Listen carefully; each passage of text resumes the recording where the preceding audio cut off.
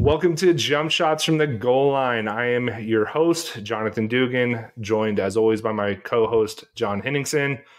John, there was a lot of stuff going on in the sports world this week. It was almost hard to keep up with just the amount of content that was being put in front of our faces. Whether it was NBA free agency, a bunch of golf stuff, just everything it seemed like. I don't know about you, man. I had a pretty low-key weekend just doing some 4th of July stuff with my daughter. But in the meantime, I was just checking Twitter when I could, when the rate limit wasn't exceeded. How about you? Yeah, I think my rate limit was exceeded within 8 seconds of trying to use it. I don't really even understand what happened this weekend. I was playing, as you can imagine, as we've talked about. I'm not going to bore you guys with my round. We're not doing that. Not a golf podcast. Not a golf podcast. But yeah, by the time I got back, I had a message from you and some of the other guys were chatting with it, and it was like, yeah, Twitter's dead already. I don't know. You just can't use it. It's broken. So it just became a useless app in the matter of 4 hours during NBA free agency of all times, which, there are times when I could care less about Twitter. We're going to be in a point in July where I'm like, all right, like what's happening, unless, something crazy happens in the world, because, Twitter strikes when it strikes. But yeah, what did happen? I still don't even understand what's happening or what did happen. I mean, you're young. You explain Twitter to me. Yeah, I mean, Twitter was bought by an eccentric billionaire in the past year, and now all his crazy ideas are coming to fruition. But yeah, I mean, to put it into terms, you, me, and Hesse were texting, and all of a sudden Hesse was bitching about that his Twitter wasn't loading. And I thought it was just one of the many times that Twitter just breaks. No, it turns out good old Elon wants to make you pay for Twitter. What is it, Blue, the premium version? Platinum. I don't know. Yeah, platinum, whatever it is.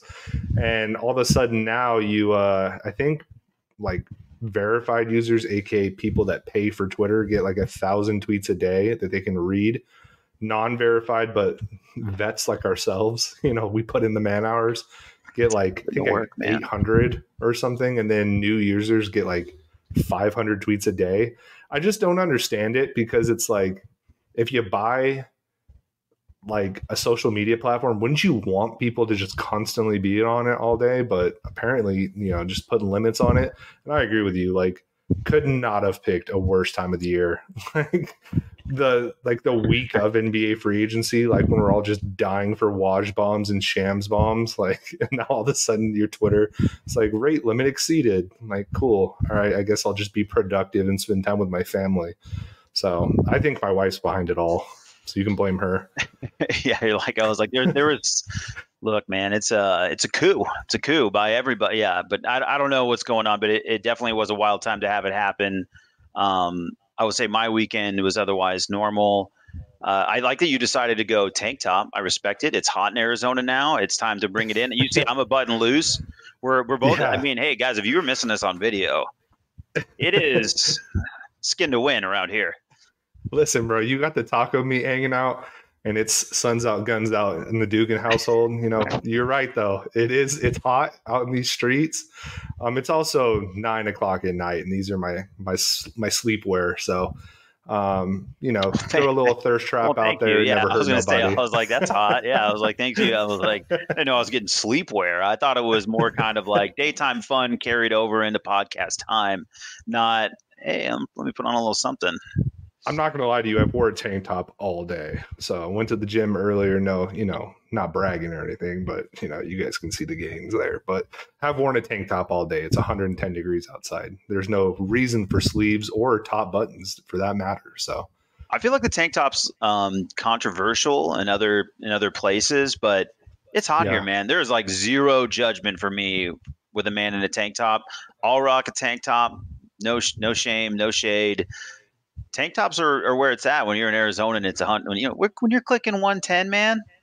Yeah, a tank top hits. I'm also the type of person that will wear a tank top when it's 50 degrees outside. So it's more comfortable, dude. Well, you guys can comment below on that portion of it. I mean that part you can decide. I mean I can't have sleeves restricting me, bro. Like this is America, right? This is one of my constitutional freedoms is, hey, the right to bear arms.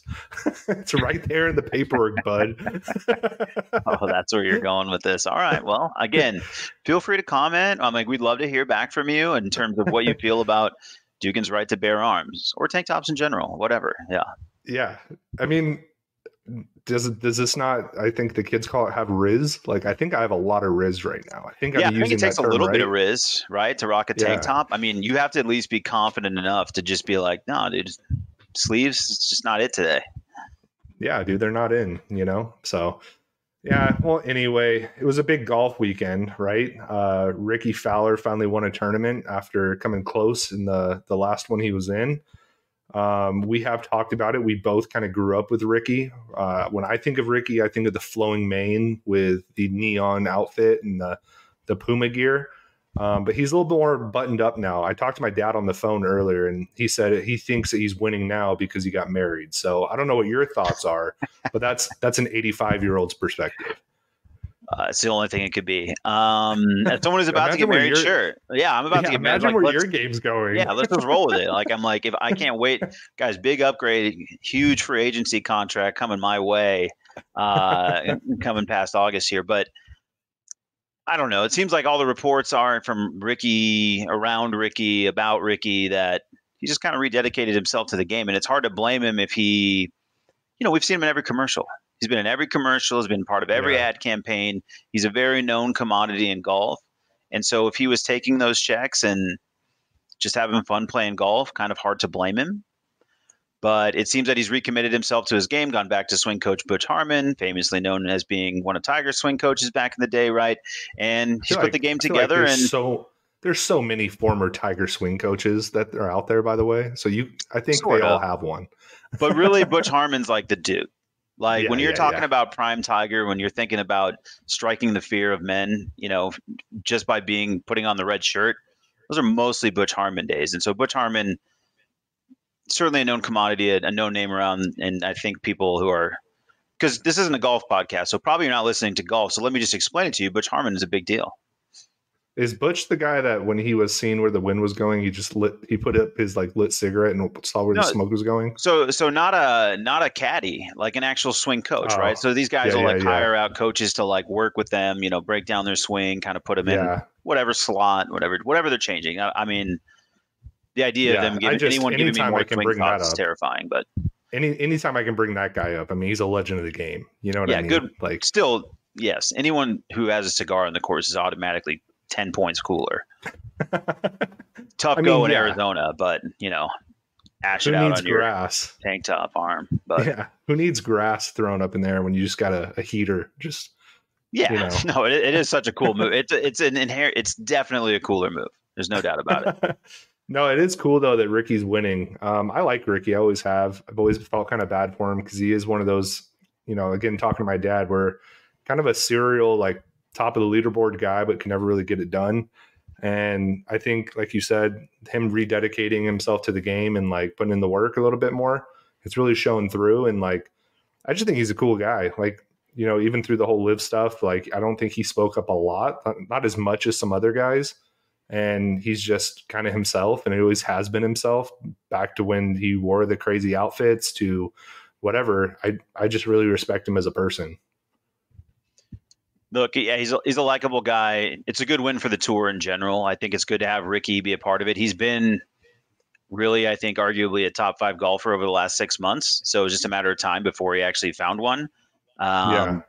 There's a lot of good golfers right now. I mean, it's really hard if you're, and that's always been the case. I mean, just to be clear too, it's, we can try to take away from Nicklaus, try to take away from Tiger's competition, try to take away from whoever's winning now. There's always guys who can play, and it's a tough game. And as you and I know from just trying to humbly get through it, you have ebbs and flows. Like there's times you are hot and things are going well, and there are times you are not. And you have to have a combination of things go right, and you can't have Scheffler going off. And Morikawa gave him a real good push, and so did Hadwin. But yeah, good for Ricky, man. It's good for golf. It's good for the sport. And man, we're talking about golf every freaking week, man. I mean, they did something right on accident or on purpose or whatever. Yeah, dude. I mean, I think it's a lot of things, right? Like post pandemic, a lot of people started picking up the sticks, full swing coming out. I think that opened up a whole new audience. I think even something like having like 2K PGA golf, like EA, whatever the new EA one is out there, I think that builds a national audience. And then even the live stuff, like anytime there's controversy, people are going to have their eyes a little bit more on it.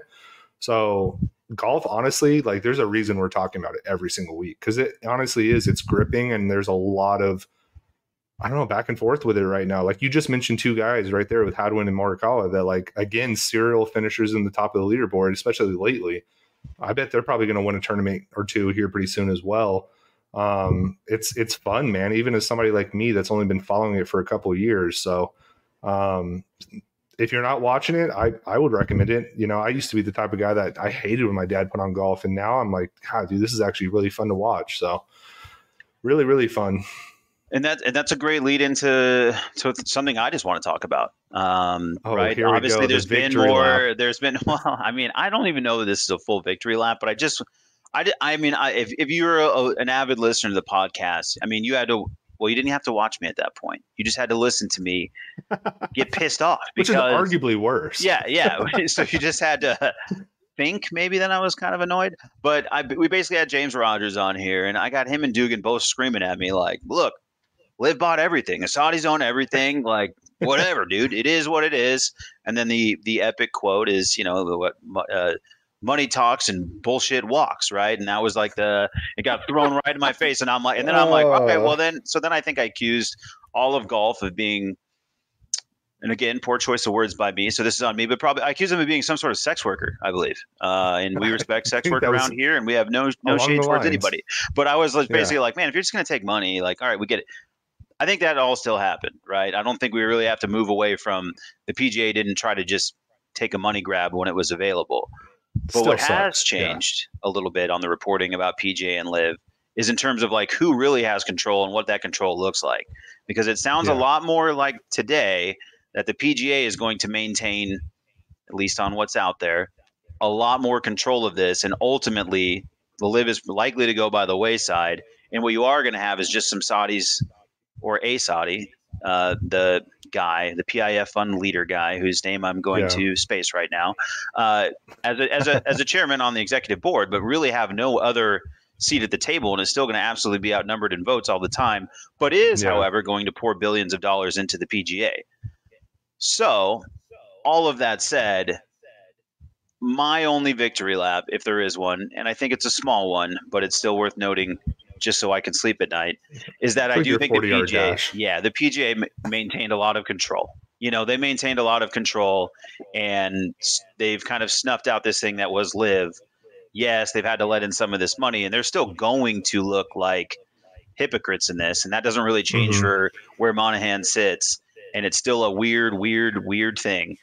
But ultimately, I think golf's going to look a lot more like it has looked like than change. Although, like, change is fine. I don't think anybody here is not saying that two team events a year would be cool, or that having all these players back wouldn't be something fun. Like, there's a lot of really good things that could ultimately come of this.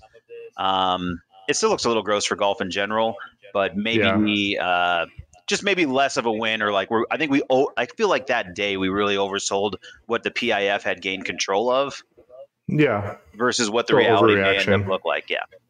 Yeah, and it's like in all things sports, you're going to overreact to things. Well, you guys And are. yeah, I have to walk it I back a little can't take bit. the This is lap if you're gonna just be able to like we just deflect. Yeah. no. I have to be kind of like the girl or guy the next day walking out, the walk of shame a little bit. You know what I mean? My one thought about it though is yeah, don't make that I was face, like, dude. well, I'm like, you don't really need to like. I don't think you need to feel any shame. I'm just saying, like, um, my one thought on it though is like, yeah, he does have the one seat, and you mentioned it, right? Like he's probably going to get outvoted on things, but like any boardroom, I wonder how much his money actually is going to hold in terms of gathering votes, because we see it in everything in business, right? Like the guy that has quote unquote the most power, and this time it's monetary. Like I wonder how much he's going to be able to swing votes.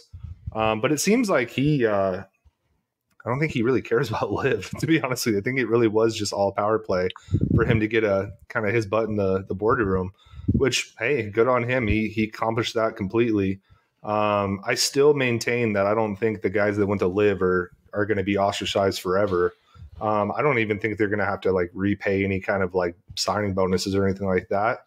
Because I think just for the good of golf, like we've mentioned it, right? Even though live is very top heavy, those top heavy guys, like the PGA is going to want those guys back. They're all playing well. Taylor Gooch just won another live event. He's on fire.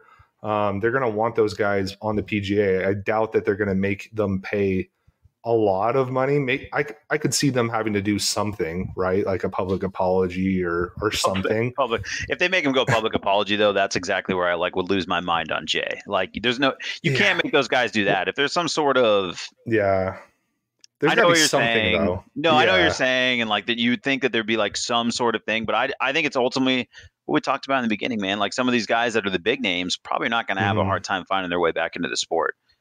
No, I worry about the guys that follow them, and and that's like where you just go Poulters. Like, oh yeah, like Phil doesn't care. Like, what does Phil care about these guys? Like, nah, I think like sure the Ian Poulters. Phil seems like a great guy, but the best. But yeah, like Ian Poulter or like just some of the older live guys that you and I saw and we're like, holy shit, I can't believe they're still playing golf. Like, I wonder where they're going to end up. You know what I mean? Because like the PGA doesn't really need the Ian Poulters of the world. Absolutely not. So, I mean, hey, they went out and got their bag, and I guess they're old enough that maybe they don't have to play any more events. You know what I mean? They just go play on a senior tour somewhere. I honestly don't know. It is a really convoluted situation, really weird. So, and I think, too, what we've learned from this is, like, even the information you're bringing to the table today, which is good information, is subject to change. Like, so much of this... Sure. I don't think they've even really come to an agreement yet, right? Like nothing's been finalized yet. It's for God's sakes, they're getting paperwork. Like Congress wants them to like testify in front of them about like an anti-collusion kind of thing, which that's going to be really interesting to follow because Jade Monahan was an idiot and went up there and talked about wanting to eliminate competition like he's a monopoly. So I don't know, dude. It's going to be really, really interesting. So I think even what you're bringing today is very subject to change. For sure, which is why we don't come on here and just start screaming. It's a victory for live. We do. Dude, I mean, if I know you guys are both in tank tops, if not topless. You guys were crazy that night as far as I'm concerned. Guarantee James is you guys in were a tank top right now. There's no way you guys were wearing T-shirts. You guys were having the best time. You guys were like, man, we're going to back this guy in a corner. I swear. You know what? I think this might be the first time I ever recorded wearing a tank top, and it's not going to be the last time because let me tell you, I'm way more comfortable than you right now. No, I'm taking this news so much easier right now.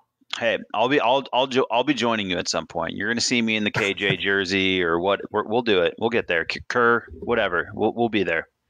Yeah, for sure. Well, speaking of KJ jerseys, we're not going to talk about his past, but we're going to talk about the NBA present. NBA free agency has been hot and wild. Like nobody's business. So I feel like every hour it's something, right? Coming up, some news, somebody re-signed, somebody being traded, somebody being released, or their contract not being like picked up. What have some of your thoughts been so far on NBA free agency?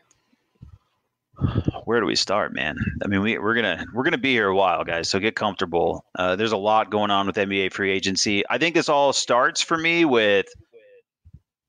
I mean, I just have to start it with Kyrie meeting with the Suns. I know it didn't probably even ever happen, but this is how this whole thing gonna happen. This is how this whole thing kicked off. Was like, let's just set the NBA internet on fire by telling everyone that Kyrie is going to meet with the Suns, and then everybody loses their mind, as they should. I mean, that guy knows how to party, but. I mean, this guy just like immediately just like he throws a match into the flames like usual or into the gasoline like he always does. Yeah, and then that like kickstarts everything. And so we first get crazy with that. And then the next thing it's when it comes time, I mean, Kyrie goes back to Dallas. I could start there. I think it's interesting that he made a leverage play and then I guess ultimately it works because I mean he gets 40 a year over 3 years. Competing with what do you get? Like 42, I think. Yeah, like I mean, I think it's 142 over 3. Yeah, something. So it's a lot. He got a lot of money. I know Yeah. he's upwards north of like 40 million a year, and the guy's been a disaster for franchises. He's been a nightmare, and he leveraged himself against fake meetings and got a hell of a contract. And we were having fun with it as Suns fans, just being like, "Yeah, we'll pick him up on the minimum. Why not?" And like, Yeah. let's just embrace the hate. Like, whatever. Let's roll him out as a sixth man. I don't care.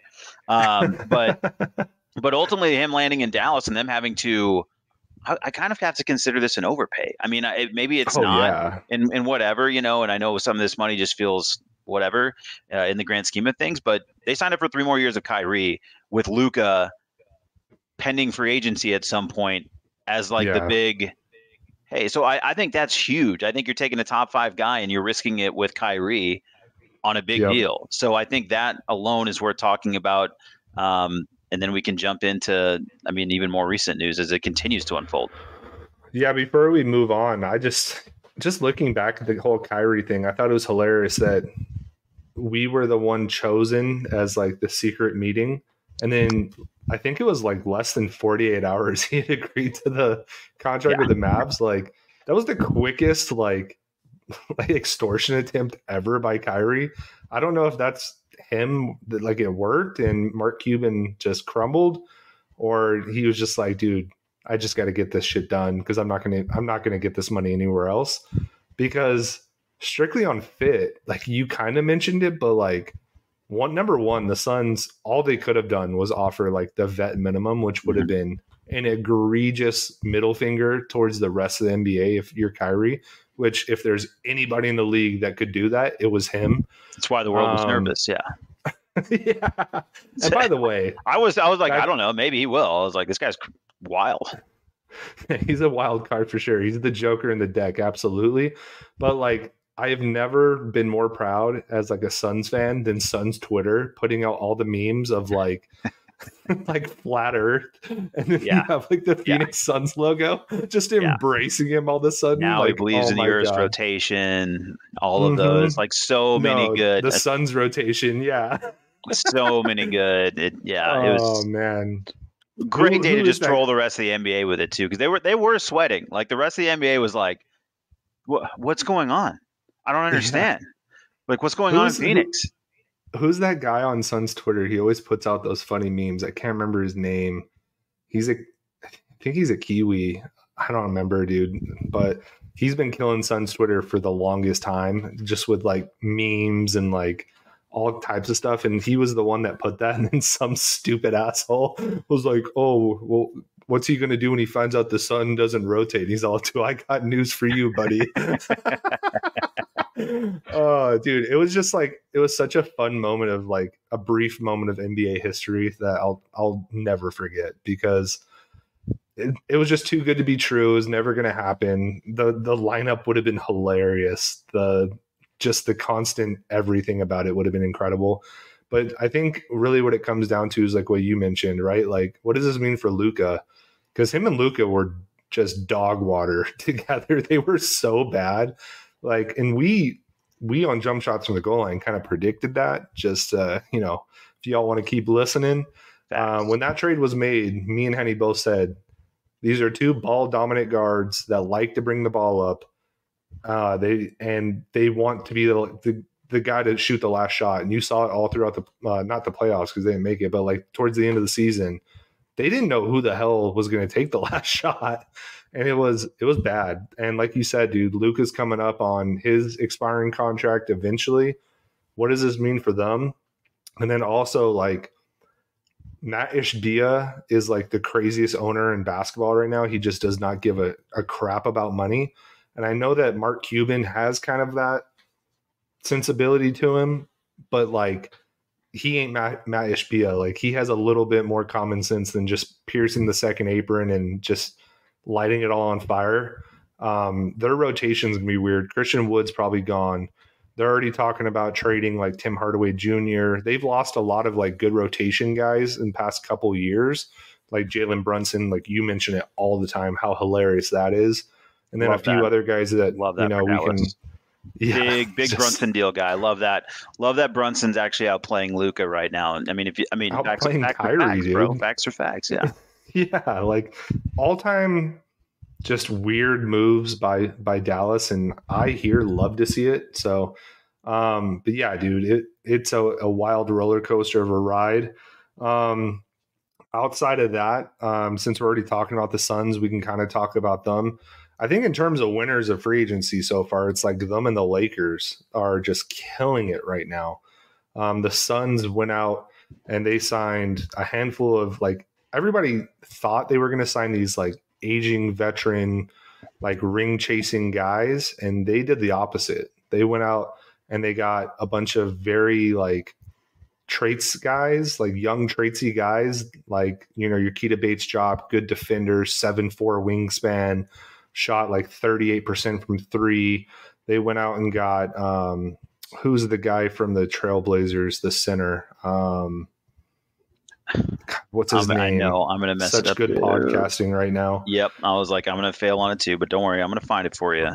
Yeah, I have a whole group chat with it. God, this is so bad. But they went Hey, out I'll and tell you who they signed just signed. A bunch of guys. That's who.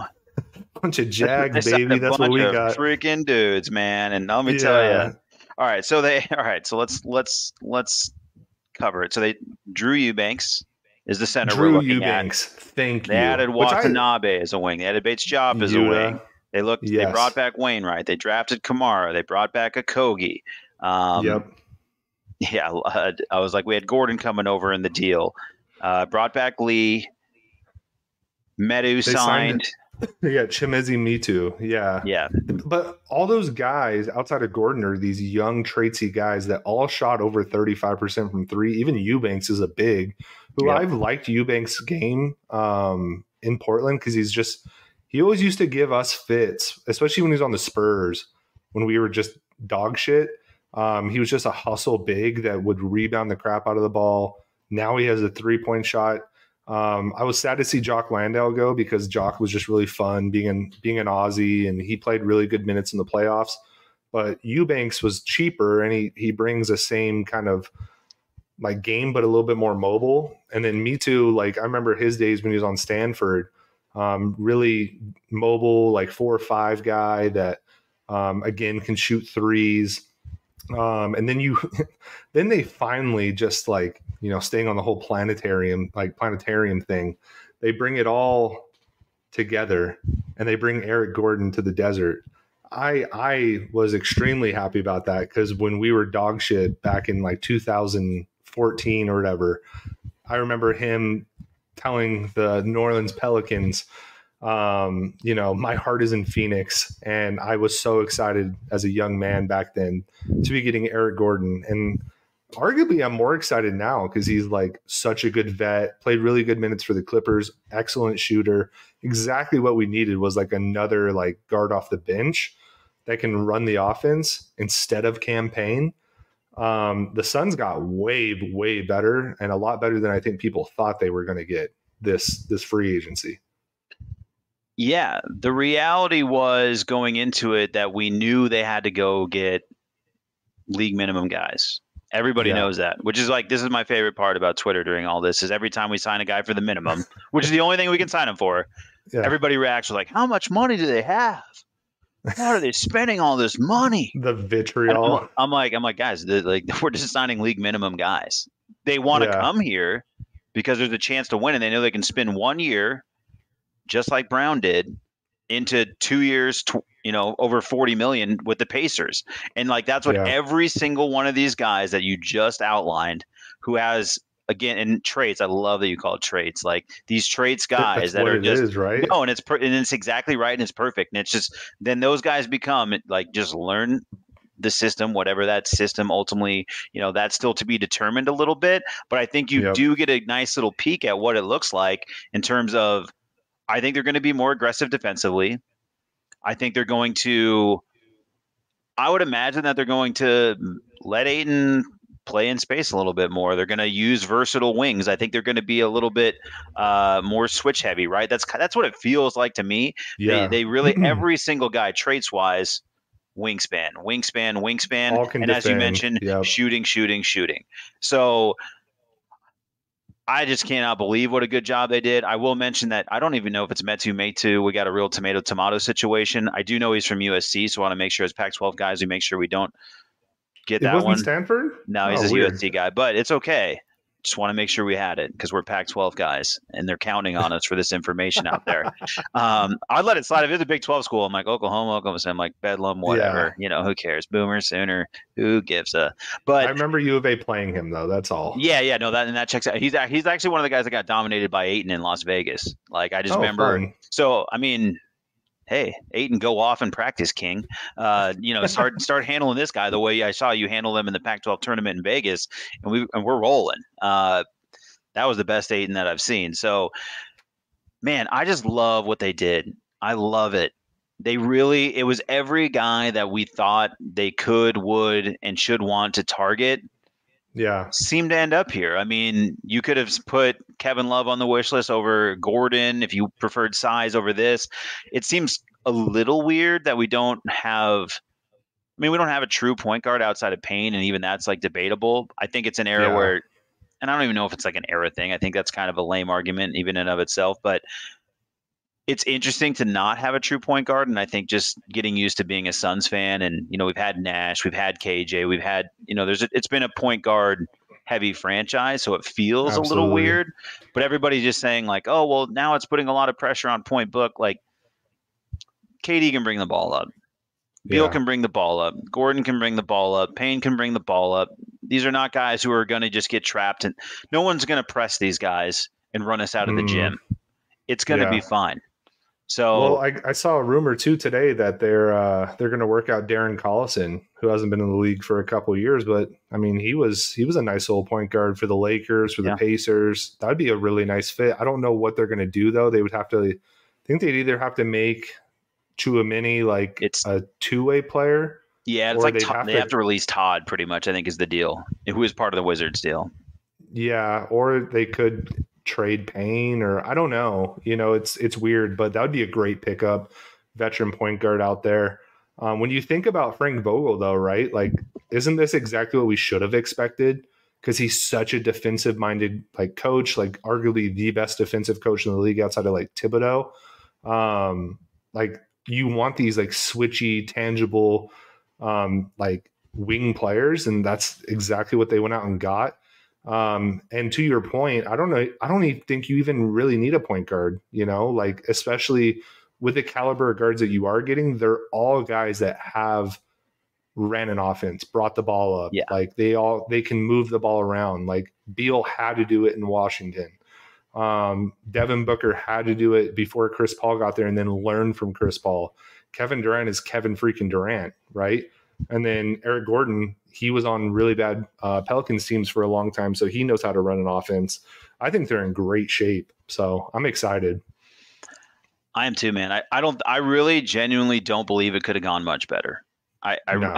It's hard to imagine, and it's weird to say because I think we're just generally scarred, right? We've had a lot of you go into the off season and you're kind of like, all right, well, I'll just read this little wish list, and we know it's exactly that. Felt like a grocery Yeah. list for the first time ever. As Yeah. long as I can remember, I was like, oh, so we're just gonna get everything we came for, like Yeah. check, check, and yeah, it just felt like they added every kind of piece that they needed to. You could argue they could have gone bigger, smaller. Could have valued this more than that. Look, they valued Yeah. what they valued, and they got all the guys in that sort of, I don't know, that skill shape, that trait based kind of thing you're talking about. With the Yeah. guys that they wanted, they seemed to really target and get. So Yep. that was awesome, man. If you're a Suns fan, I don't think you could be more stoked about this season coming up. Yeah, and people shouldn't be shocked, right? Like when you have three superstars like on a team, like guys are going to want to come to that team, and then you also throw in the fact that it's Phoenix, which for some reason people don't consider like Phoenix a big market. Like Phoenix is like the fifth biggest city in the U.S., and it's also like where every former athlete goes to retire. Like every single one. Like go to Scottsdale, where Henny's from. I guarantee you, when Henny was like courting Tyra Banks, there were probably like three athletes in the pool. You know what I mean? Oh, That's just like, and people yeah, golfing half a block away. You know what I mean? Having the time of their life, on a resort. So Yeah. yeah, if you again, not a golf podcast, but man, they'd be golfing out there. Yeah, so it was bound to happen.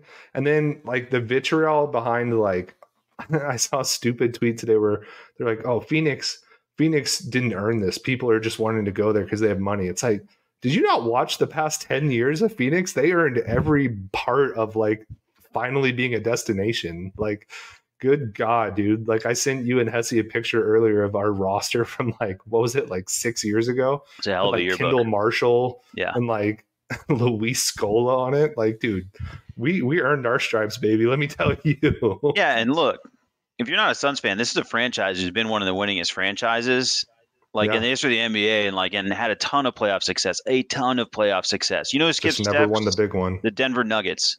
You know what I mean? Like those, right? Like those guys haven't won shit ever. I mean, ever. And then just out of Yeah. nowhere, they kind of stumble through this West with a bunch of injuries, and then face a Heat team. Which, say what you want about the Heat, unless they add Dame, which maybe we can transition to. Like, hey man, that Heat team wasn't a good team in the finals. I don't really care. Like I don't really Yeah. care who wants to hear it. It was cool. Spoelstra, a ton of credit to Jimmy Butler. Talent for talent, that was not a They had no great team out of business. the. Yeah. That was not a They had no great team. business playing in the finals. No, Yeah. that felt a No. lot like Iverson Sixers. Yeah. Absolutely, dude. The other team that I mentioned, the Lakers, they have made some really good moves. They've brought in a few of their own guys. They brought back Austin Reeves, huge re-signing because he was a baller last year. Brought back Rui, who like career revival after getting out of Washington. Let's hope Bradley Beal has the same thing, getting out of that cesspool in Washington or the swamp as they call it, right? I think that's what our parents call it. They bringing back D'Angelo Russell, which that might not be a good move. Didn't quite understand the bag he got. 3 years, 51 million. Like, good God. But then bringing in like Gabe Vincent, really good pickup. Schroeder's gone.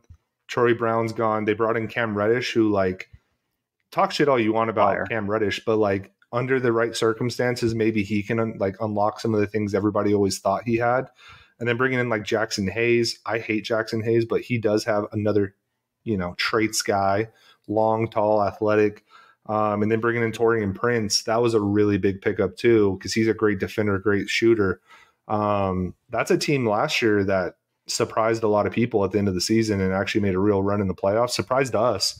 I didn't think they would do as much as they did in the playoffs, but they had LeBron, who is LeBron, and AD stayed healthy. So I don't know. What were your thoughts about their pickups?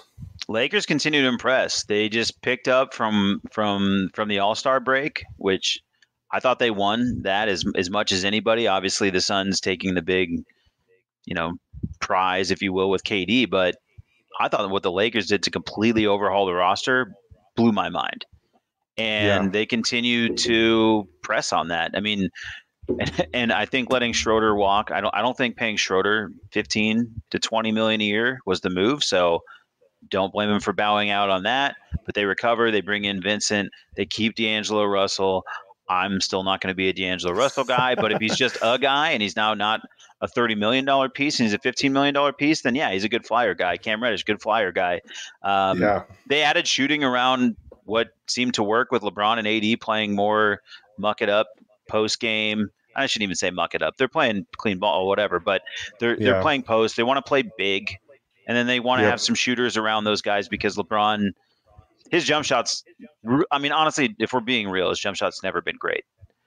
He finds a rhythm with it, whatever, but that's gone away, and him and AD are now basically both post / get to the rim free throw guys with maybe some level of mid-range game, so they need some shooting around it. I thought they did a good job building the roster. The Lakers continue to impress me. It's annoying. It sucks.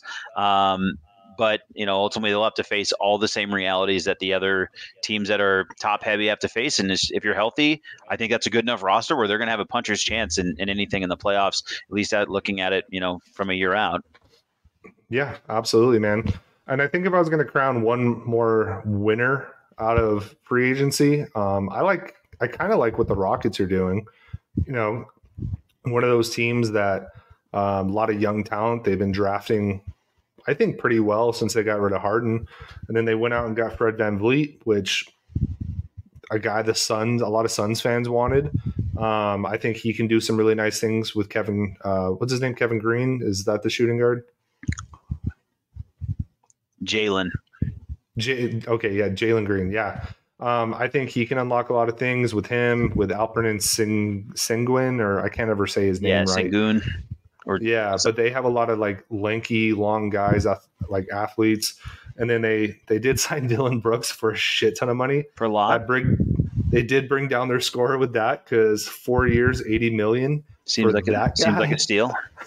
I don't know what they were thinking with that, but then they went out and got Jock Landale. We mentioned Jock earlier, played really well in the playoffs. I think he can continue to grow his game. Brought in Jeff Green, a good veteran presence, played really well for the Nuggets in the playoffs. And then I think just that young talent that they already have, I think they're going to be a lot better next year, pushing teams for that 8th seed like the Pelicans or some of the other teams that have kind of fallen down the ladder a little bit. Did you have any thoughts on the Rockets? Yeah, I hate everything they did. I honestly do. Really? I genuinely think it's like the worst. I'm not into any of this. I think they overpaid for Fred VanVleet, excuse me, which I understand because I think they're in a position where. So look, this can go one of two ways. Like maybe they brought the adult in the room that they needed. $42 million is a lot. Yeah. So like maybe they got the adult in the room they needed the same way, because I don't know. The Suns were already kind of like turning the corner. So like when they bring in CP, I think that, that kind of was like that next move that really propelled them. I feel like the Rockets are still a few steps below that. And I feel like they brought in Fred, who I have a lot of respect for, but ultimately at the end of the day is like a 39% shooter and not quite the playmaker CP is. Maybe a better defender, certainly younger, but feels like he has a lot of tread in the tire somehow. And then, I mean, and good for, and good for the gang at now I'm forgetting the name of the agency, but Wild Wild West, basically, and the boys. LeBron's boy. Yeah, like they're all making money. So I mean, good for Fred for getting his money, but I feel like Houston just continues to be the victim of like who's the bad contract out there, and like Houston's probably going to sign it.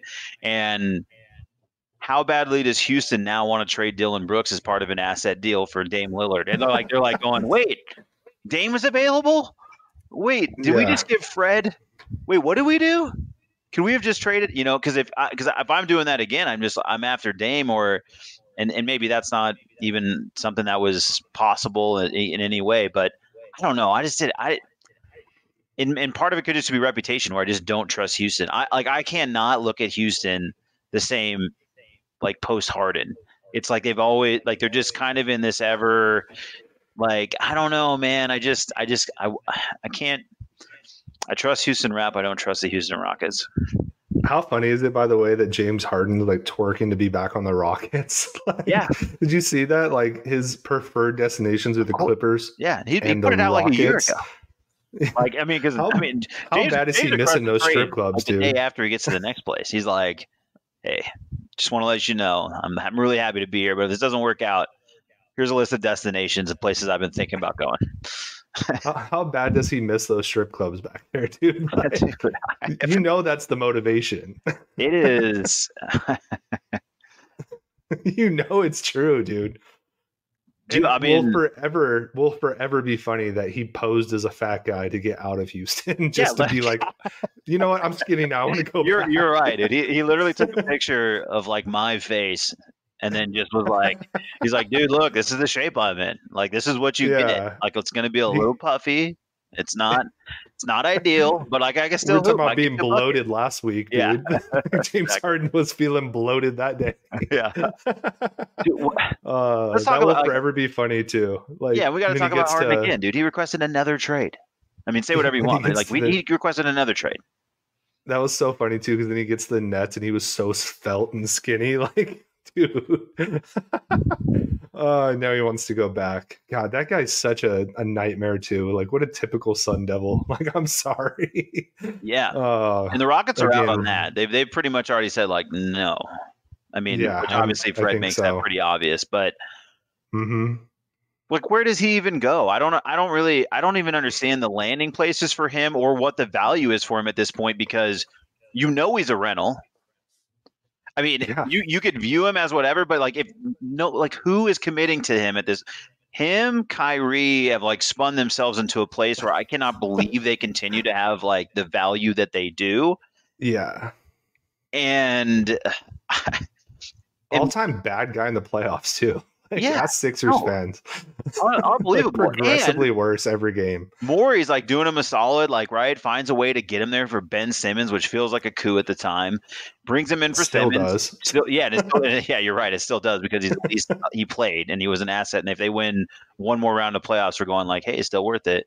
And even as it was, you're right. It was still a good move, but now like him and like I feel like Morey's gone to bat for him, right? Like every time he's tweeting for him and defensive him all the time. James should be an MVP candidate. James is that kind of guy. James is special. Like the reason we're bringing James, and then now he's like, hey, Morey, like, dude, it's been a year. I can't be here forever, dude. I'm not that kind of guy. Like it's not for me, dude. I just Adversity? Nah, I'm good, dude. Yeah, I didn't realize they were gonna write a bad article, dude.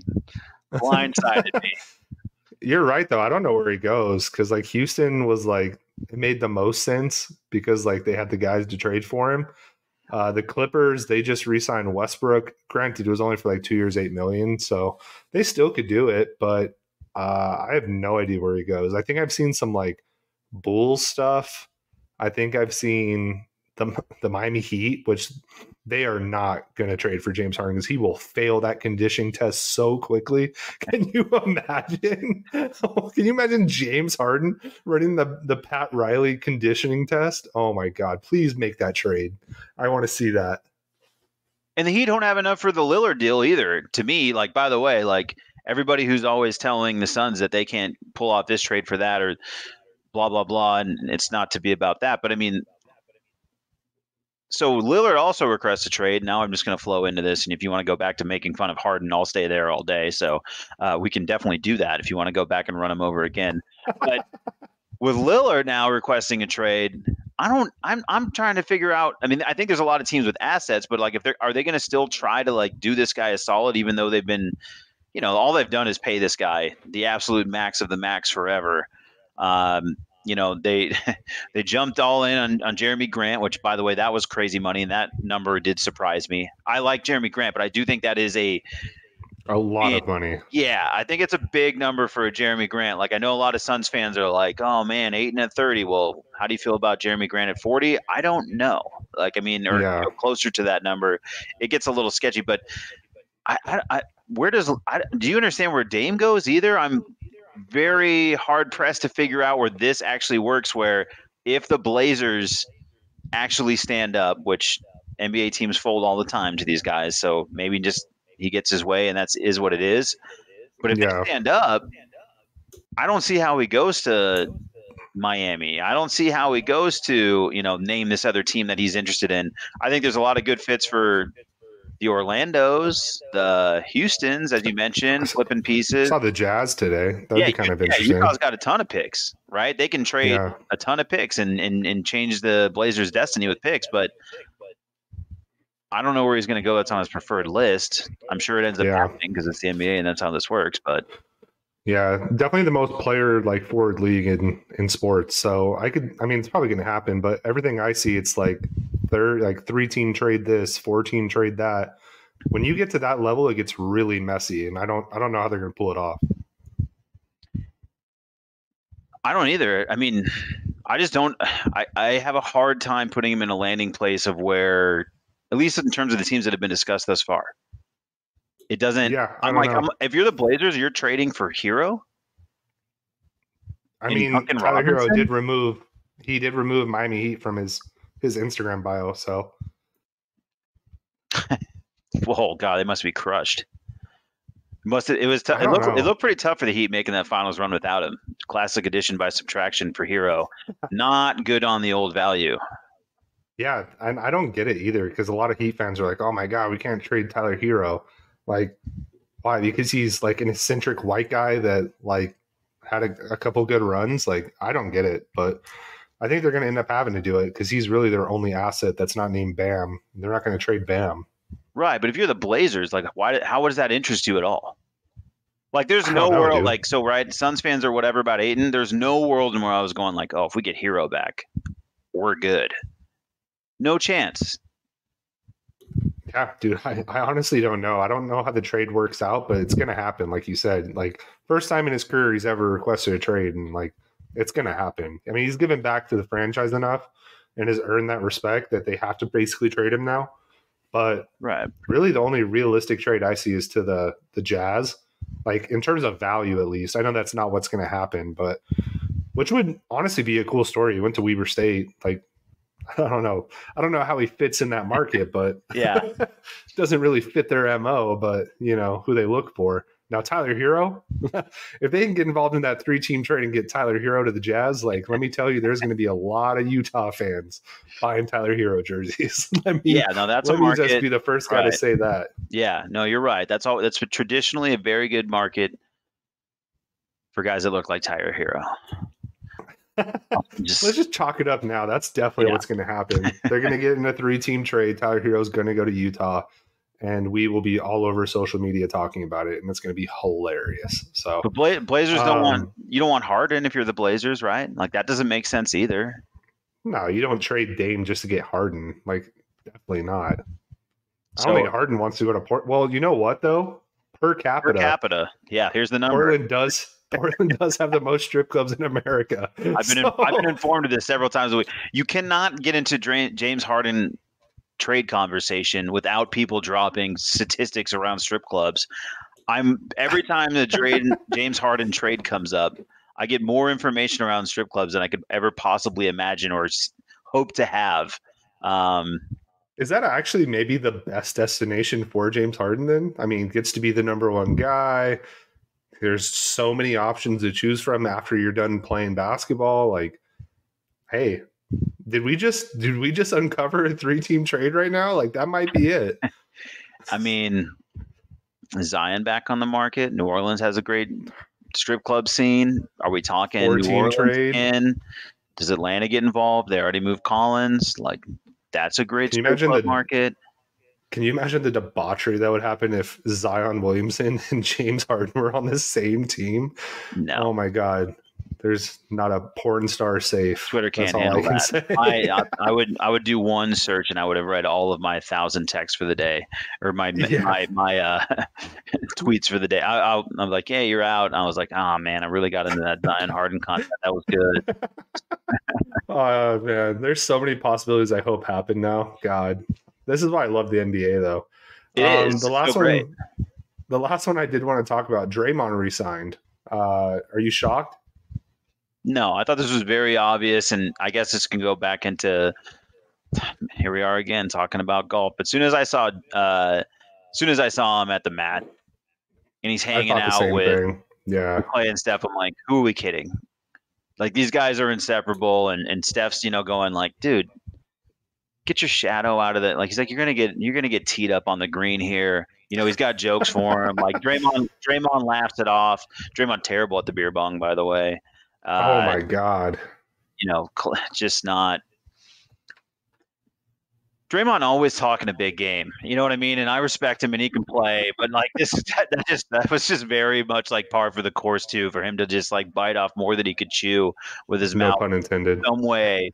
And then of course just ends up, just wearing it with, with it was so bad. With his, oh man, oh yeah. Yeah. God, that was a good impression, dude. That, man. But it was by the way, Kelsey surprised me. That guy just continues to be incredibly athletic. Now we're just very good golfer, which I think is the best version of this podcast anyway. So screw it. Yeah, that guy had a night. Yeah, he was nice, man. That's just an athletic dude. Much better than Mahomes. I can't. Yeah. Definitely the better of the two, I thought. Yeah, for sure. No, like he really had just a lovely tempo to his swing. It was just striping it. I was like, dude, this guy is so smooth. I hate this guy. Yeah, God, I want to hate you so bad, but now you're good at golf and like.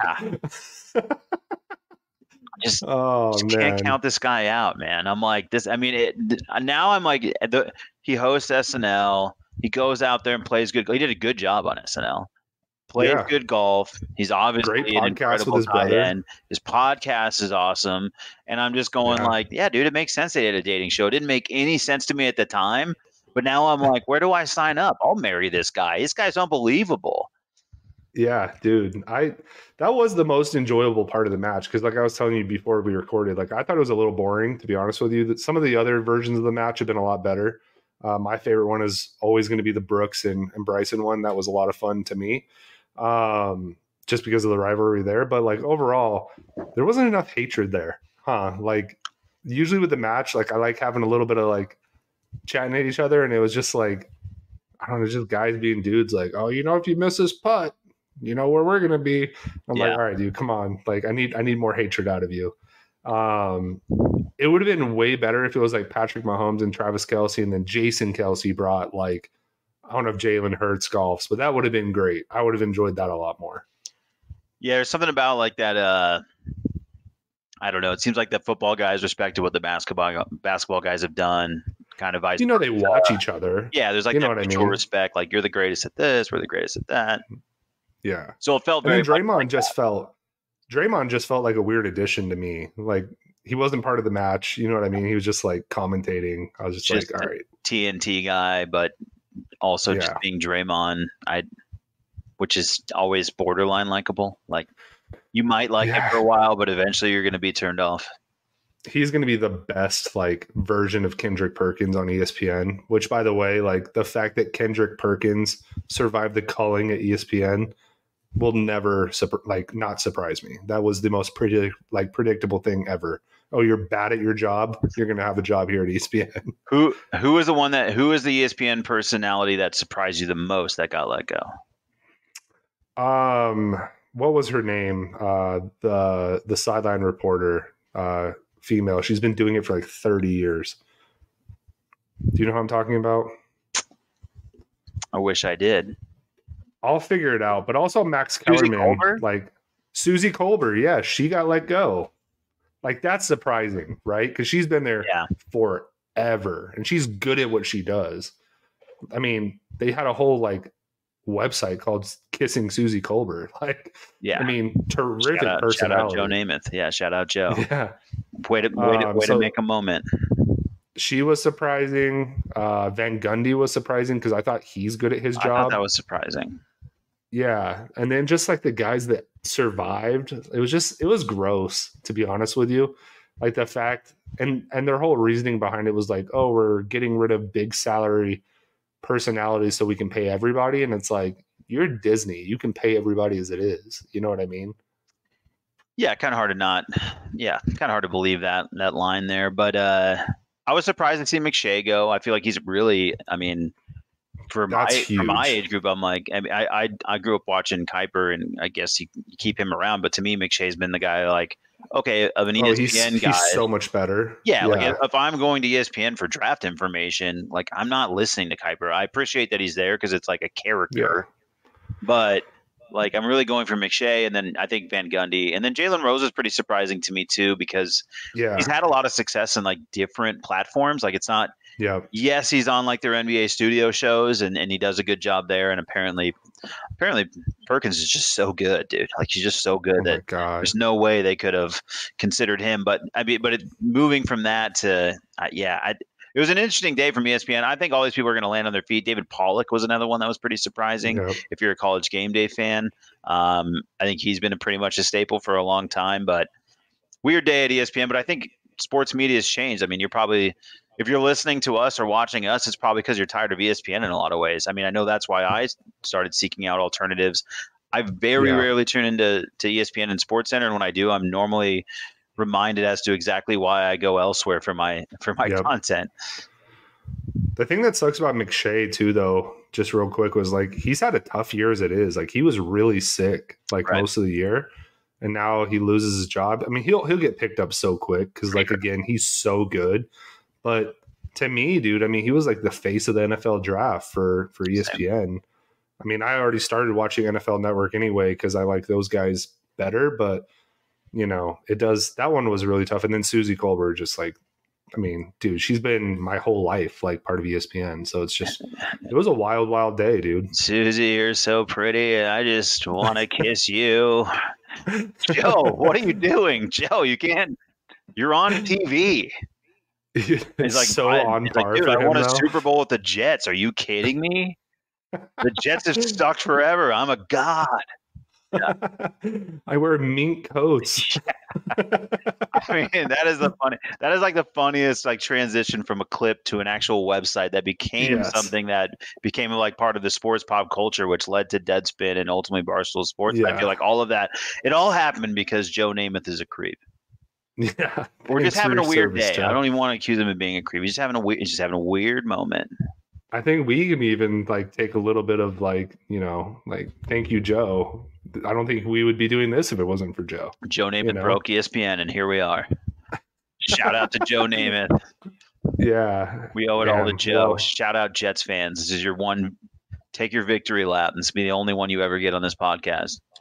I will say, I think Paul Feinbaum's okay, right? He didn't get canned, right? I think Paul. There's no way they can get rid of him, dude. They can't lose the.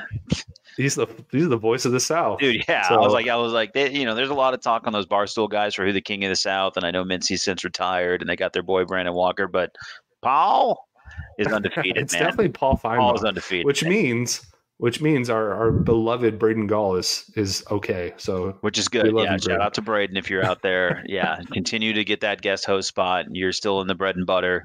You got your boy. Yeah, that's right. All right, guys. Well, I think we've wasted your time enough talking about Joe Namath and the rest. But thanks for tuning in. It's been a blast. I hope you guys are enjoying the video of us, just being tank topped up, sneezing into the microphone. So with that being said, enjoy your 4th of July weekend. Be safe. No Jason Pierre-Paul incidents. For the love of God, keep all your fingers. Remember, you light it and you walk away. You don't hold it. Besides that, call an Uber, call a Lyft. That is also not worth it. But enjoy your week and enjoy the sports content. Don't forget, click that subscribe button down there. And then if you're listening to us, please subscribe on whatever platform you're listening to us on. Leave a review, leave a comment. We love all that kind of stuff. Hit us up on social media if you're still have not reached your tweet limit. You can follow us on there at Jump Shots Pod. You can follow us on TikTok, Instagram, and Facebook, and watch all our YouTube shorts as well. So with that, Henny, you got any closing thoughts? No, sir. Perfect. Well, hey, Henny, you have a great 4th of July week too, all right? You do the same, brother. You do the same. I'll talk to you guys later. See ya.